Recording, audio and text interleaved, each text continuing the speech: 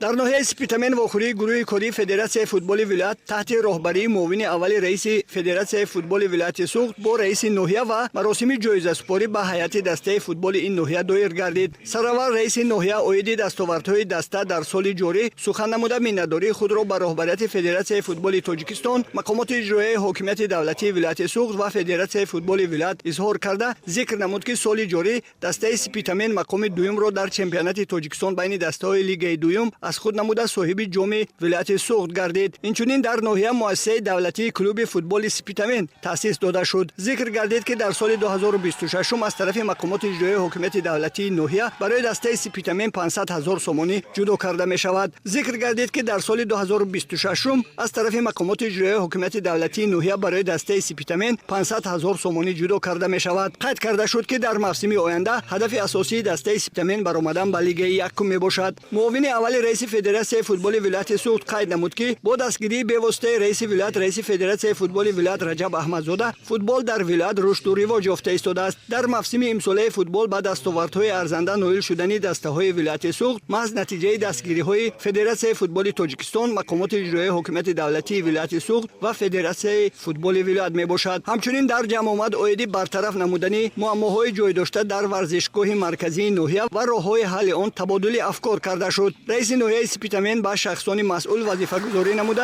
جهت در عمل تطبیق نمودنی دستور سپارش‌های فدراسیون فوتبال تاجیکستان دستورهای مشخص داد. در فرجام بر راهبریت مقامات اجرایی حکومت دولتی ناحیه سپیتامن سپاسنامه فدراسیون فوتبال ولایت سوخت سپاریده شد. همچنین به هیئت دسته سپیتامن افتخارنامه و تحفه‌های خاطروی مقامات اجرایی حکومت دولتی ناحیه و جام ولایت سوخت تقدیم گردیدند.